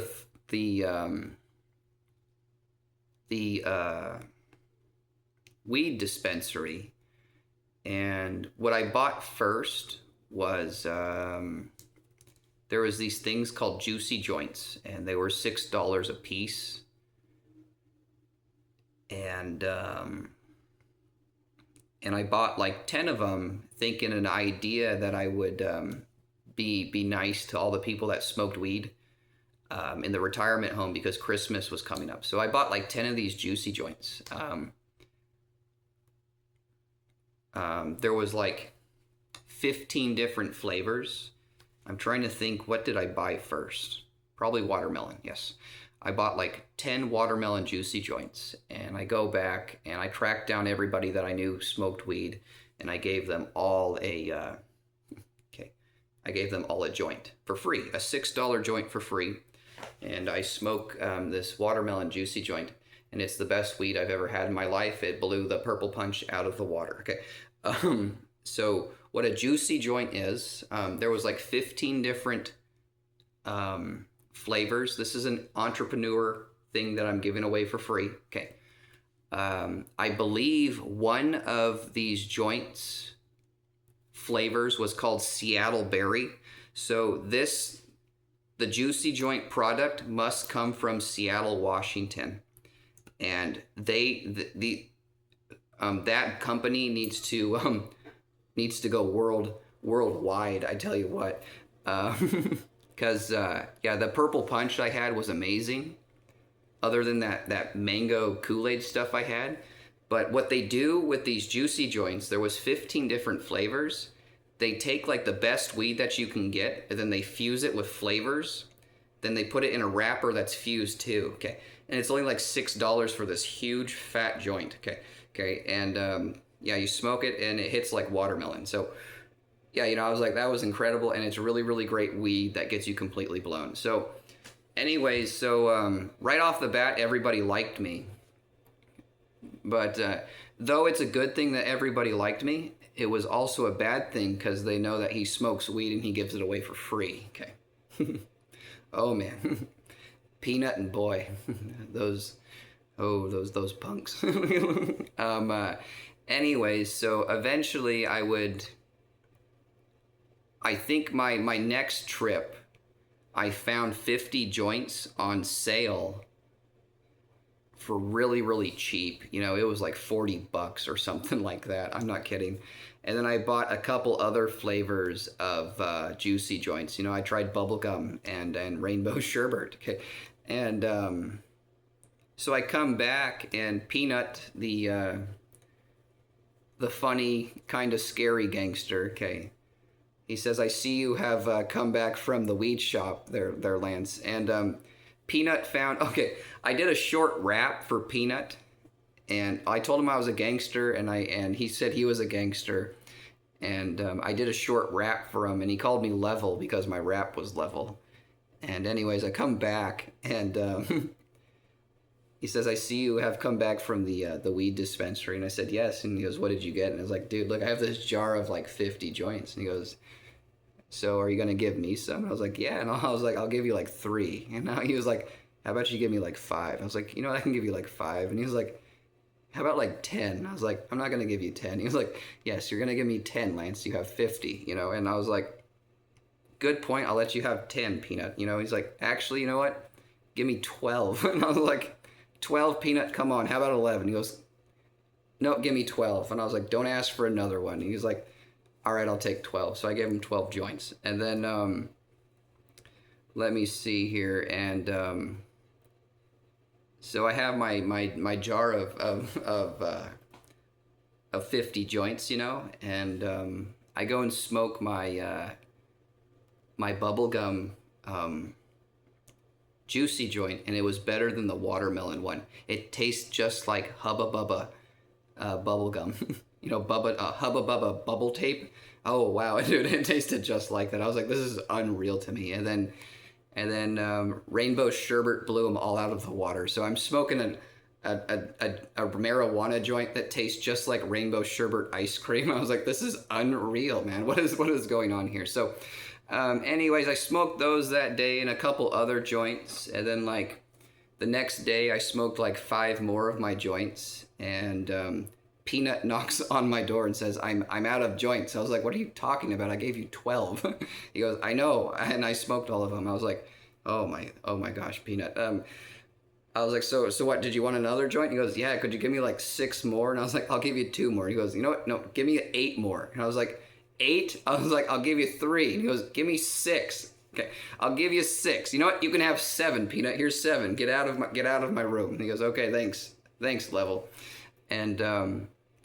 And my 50 joints, I ran out in like 4 days. Okay, so what's neat about sharing though is, you know, 4 days later, Peanut knocks on my door and says, hey Lance, do you have any more joints? And I said, no, Peanut, you smoked all of them. He goes, well, hey, I got weed. And I was like, really? And he goes, yeah, you know, let's go smoke. So, and Peanut, whenever I didn't have weed on him, Peanut like almost always had weed on him to smoke himself. So he had like 4 really, really shitty pipes, the worst ones that you've ever seen in your life. Okay. There was like this one that was like a bolt, and then like a crappy wooden one, and like a crappy like rubber one. They were all just pieces of shit. So I got happy every time he chose to use an apple instead of one of his 4 shitty pipes. But it was funny. So whenever I ran out of weed, you know, I would go buy 20 joints or 50 joints, and I would run out anywhere from 1 day to 5 days later. You know, I always had Peanut or the Veteran to fall back on as well. So the Veteran, he didn't have an ID, so he would give me, so I would run out of weed, I couldn't find Peanut, and the Veteran would say, hey, would you go to the weed dispensary? Here's my debit card, and here's my PIN. Okay, then he would write down, buy me 2 ounces of weed and a flavored weed pen. Okay, and then buy yourself 1 joint. And I would say, no problem there. I forgot his name. I forgot the Veteran's name. I can't remember what his name was. So I would walk to the weed dispensary, buy a big bag of weed and a weed pen and 1 joint for myself, and get the receipt. And I would go back to the Veteran. I'd give him his weed and his receipt and his debit card back. And then he would smoke me out. Most of the time, the old woman in the wheelchair was there that he called mom. So 3 of us are sitting in this little retirement home watching TV, okay, passing weed around and weed pens. And I don't like the weed pens either because I don't like oil, but I would always get a joint from the Veteran too. So, but yeah, eventually, Boy was he was a Jamaican black scary gangster, really violent, scary one. Sometimes he would stop by my door and say, hey man, do you have any weed? And he wasn't like Peanut, asking for 15 joints. Yeah, Boy was his name. He would only ask for like 5. but boy was funny too, because he was a really scary, violent gangster that nobody messed with. And you know, I had given him weed several times, and one day he knocked on my door and he randomly gave me a $10 bill saying thanks for hooking me up with so much weed. And I was like, hey, cool, you know, that was nice to get $10 from you. But a funny moment that I lived with him was he came into my room one time, and I had bought a couple nugs of weed myself, and I just picked everything off the stems, and there was nothing left but this pile of stems. And he comes in, he goes, what are you doing with that? And I was like, boy, those are just stems. You're not going to get anything out of that. He's like, actually, I'm going to smoke those, you know. And he took it, and I was like, dude, you know, I think I said something like, I don't think you know that Afro song. How's it go? You know, Colt 45 and 2 zigzags. Baby, that's all we need. We go to the park after dark, smoke that tumbleweed.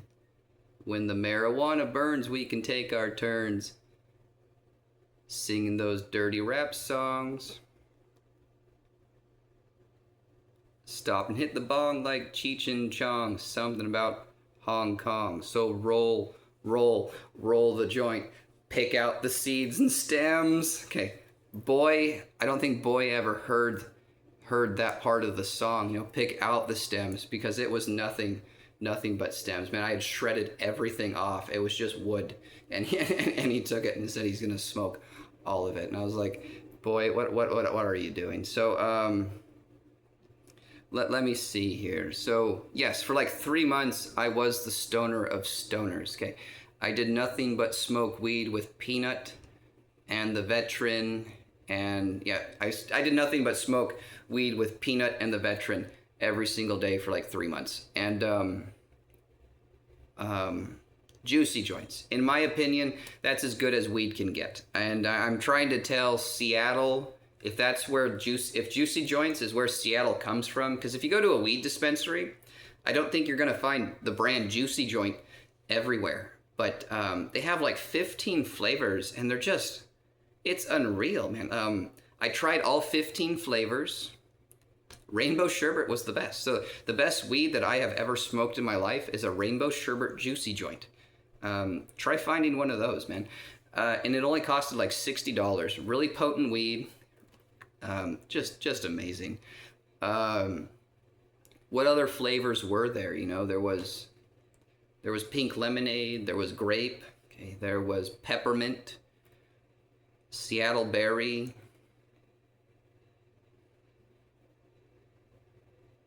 cherry, okay, like, I think there was birthday cake, okay, but I mean, they were all really, really good. And my two favorites were bubblegum and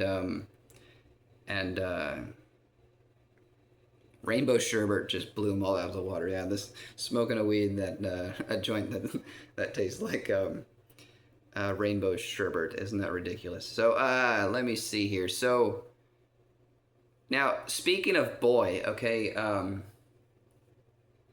boy is a scary, violent gangster, right? And I'm smoking weed by myself one day. He comes up and he starts talking. He was upset about something, and I was offering him a joint, and he didn't know what was going on. And he was taller than me, this black Jamaican gangster. And I'm trying to offer him a joint, and he was off in his own world. And he was like, he finally understood that I was trying to offer him a joint. He goes, oh, he goes, you know what? You're not my, I don't know what he said. He said, you're not something, now you're my nigga. Okay, and he goes, I actually have my own joint, so you can keep that one. And anyways, he would stop and talk to me sometimes. He was a very scary, violent gangster, okay, that lives in a retirement home with me. And this guy has actually overdosed on drugs 5 times in this retirement home. So there are people in this retirement home in Auburn. Some of them will go get drugs and then come and do them in the retirement home. To this day, I haven't done one illegal drug, okay? But boy has overdosed 5 times, been rushed to the hospital, and he's still alive. So it's really hard to get boy to warm up to you. And he warmed up to me, okay? He would come into my room occasionally and hang out. And he would stop by every once in a while and ask me for joints. It was often just for one or two. Sometimes he would ask for 6 or 7. Peanut, he always asked me for 20, okay, even if I had 0. Okay. Anyways, one day, boy knocks on my door and I open it up and he goes, "Hey man, my family lives like a mile away from here, and I was hoping that I could take you to my family and introduce you to my family."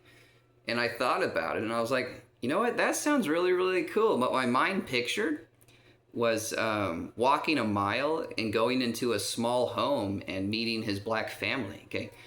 And you know what I've learned from black people is black people can sense someone who isn't racist. And I was always someone who's like that. You know, I'm a floater that can bounce to all clicks. So boy liked me as just as a person, you know. He even told me one time, you know, "You're like a kind gangster, and I'm a scary, violent gangster, but I still like kicking it with you." So, anyways, he knocks on my door and he goes, "Lance, can I take you for a mile walk to my family?" And I was like, "Yeah, that sounds cool." And he goes, "Yeah, we like to drink beer, so they'll probably want to give you a beer." And I was like, "That sounds cool too." So I was like, "Yeah, let me go grab my coat. It's a little cold outside." And we start walking, you know, and we walk about a mile away from the retirement home, and we go left, and we don't go into a home, or we don't go into a home. We go into a big, we go down a street that's nothing but apartments, but these like 4 apartments are nothing but black people. Okay. Okay, I'm not racist at all, but I'm just being honest. Okay. When I got deep into this apartment duplex filled with only black people, it was the scariest moment of my life. You know, it wasn't painful, it was just scary. Because my mind goes, holy crap, I hope this isn't like a bunch of black people that are racist to white people. Okay, this is the scariest moment of my life.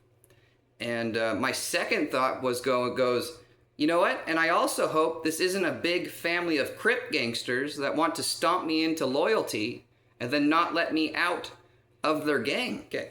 So yeah, I walked deep into this neighborhood of just black people living in apartments. I'm like the only white boy, man. I'm just like, boy, man, you know, boy, what did you drag me into, man? Boy, what is going on? So he's walking me through the neighborhood, and then there's like this black gangster walks up who looks just like 50 Cent. He's like just completely jacked and ripped, and boy is like giving praise to this guy for being the best street fighter in the hood. And I'm just like, good Lord, man, you know, I'm like the only white boy, and he looks over me, he's like, how are you doing? I was like, I'm just hanging out with boy. He wants me to introduce me to his family. You know, my mind's going like, holy shit, don't be racist, and don't be a Crip gang that wants to stomp me into loyalty so I can never leave. You know, right now I'm trying to move to Florida. But anyway, so we didn't go into a small house. We went into a small apartment that had like 10 black people in it, and they're all drinking beer and frying chicken, and they let me sit in a chair, and they gave me a beer, and we watched football, and they didn't offer me any chicken, but they let me drink 3 beers, and then we left the hood. Yeah, that sucked. I mean, it only sucked because I didn't know how good and kind the black family was. So yeah, you know, they were good and kind, and it was just the scariest moment of my life because I've never walked into a situation like that. I was just like, geez, if they were racist, I would be toast. And if they were Crips, okay, there's no way for me to get out of this. But yeah, that was funny too. I've never done illegal drugs in my life, and a boy said, I want to show you around my hood one day, and I was like, okay. So he's taking me down back alleyways and shit, and we go down this back road, and he goes, I'm gonna go get some clear. I don't know what the fuck clear is. It must be like crack cocaine or meth. And he's just like, hey, yeah, let's go get the clear. And I was like, you know what? Okay, I don't know this guy. Can I just stand right here, away from his car? Tell him that I'm right here, and yeah, I don't want to step foot on his property and until he knows who I am. He goes, you know what? Good idea, level.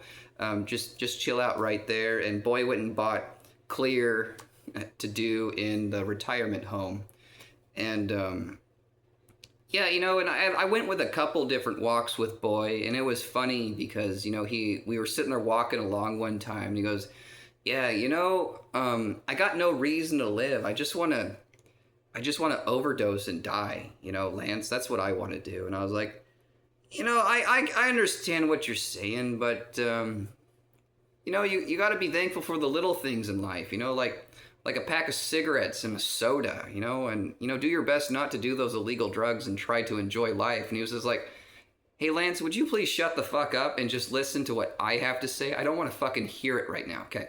Okay. And I was like, "Okay, boy, I got you. Okay, keep going, boy." Okay.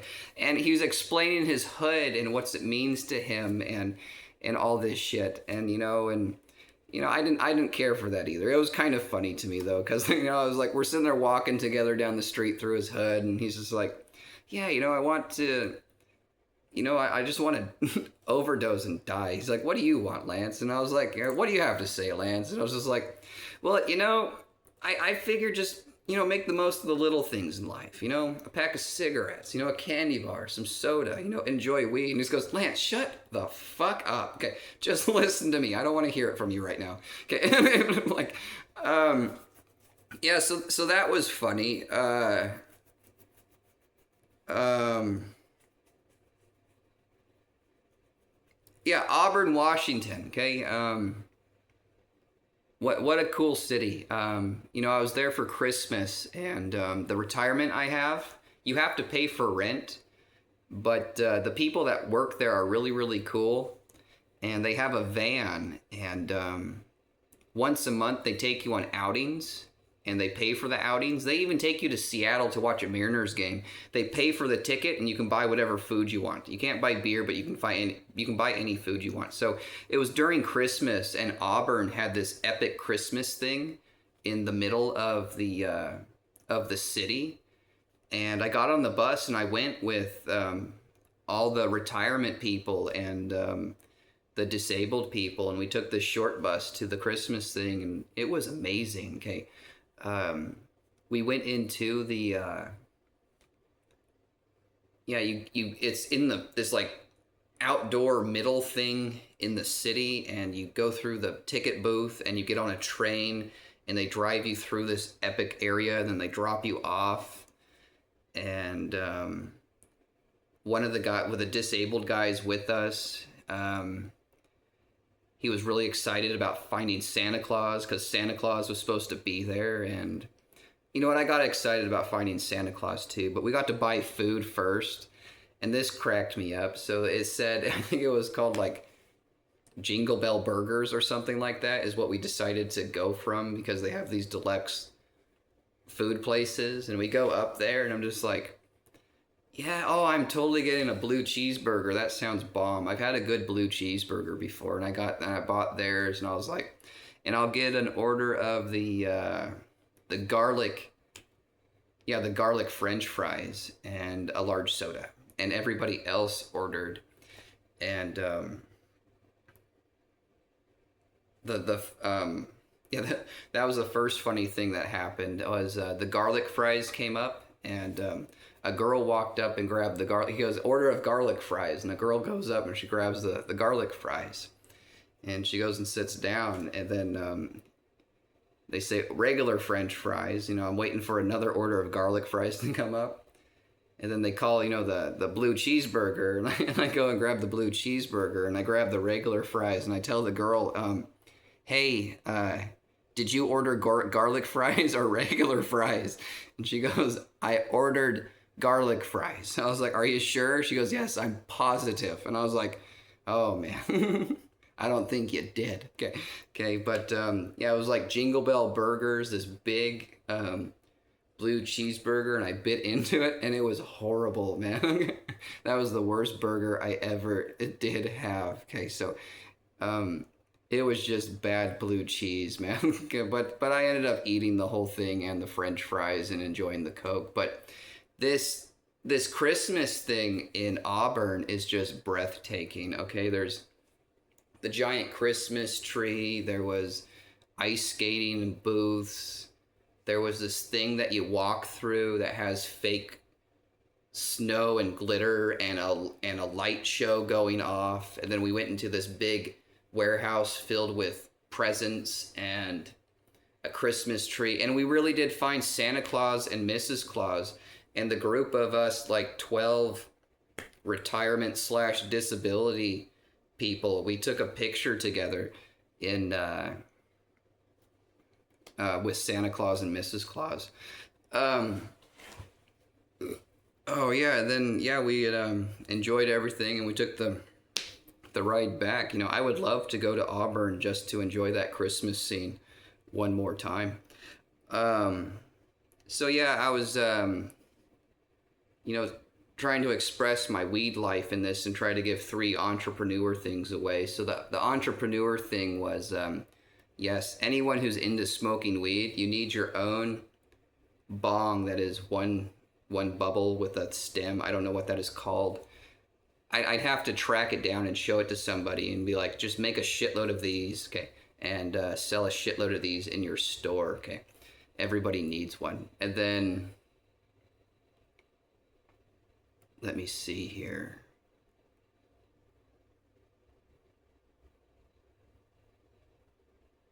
Juicy joints. Okay, I think they come from Seattle. And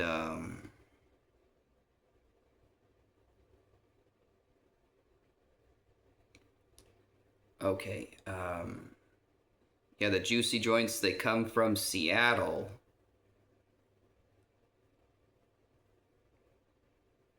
And there's like 15 different flavors. And they need to reach all dispensaries in America. And Rainbow Sherbet was my favorite. And then my last entrepreneur idea, it isn't really an entrepreneur idea, it's just to help people who smoke weed have a good time. Um, okay.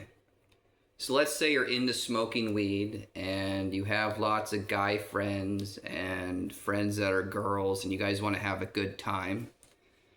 Okay, you guys need to be creative and stop trying so damn hard. Okay, so you guys got a bunch of weed, okay, and you guys have like 500 extra dollars or 1,000 extra dollars. Do you guys know what you guys need to do? Something like this. Okay, you got to do it like this. Okay, so you got a big group of friends. What you want to do is go to the grocery store and buy like, literally buy like 50 boxes of fruit roll-ups, 50 boxes of gushers, 50 boxes of fruit by the foot, okay, like 20 cases of soda, okay, put the cases of soda on ice, okay, so now you have your 150 boxes, okay, of fruit by the foot, and fruit roll-ups and gushers, okay. Maybe order like 5 pizzas. Okay, so we've got pizza, we got fruit by the foot, we got cold soda. Okay, now the big group of you, okay, smoke weed and just eat all the fruit by the foot that you can. I want to do that someday anyways, yeah. You know, if there isn't like a group of like 20 people who want to buy 1,000 boxes of fruit by the foot with me and smoke weed all day, I'm going to do it by myself. I just want to buy 1,000 boxes of fruit by the foot and just like a bag of weed that's like this big or a jar of weed that's this big and 1,000 boxes of fruit by the foot. Okay. Oh man. Okay, so I was trying to make this video about the Fox and Socks and acting in it, and I got way sidetracked. So I think I'm gonna change the name of this video to Lance Starts Talking About Weed Eventually. Okay. I'll post this later. Okay, I'm not stoned at all. Again, when it comes to smoking weed, I do back it up. It's more of it's a good recreational drug. It's more controlled than alcohol. If you smoke it, do not drive. If you're in a state that says it's illegal, okay, then don't smoke it. And I believe it should be legal in all 50 states eventually. Yeah, I believe it should be legal in all 50 states. Just no driving while smoking weed.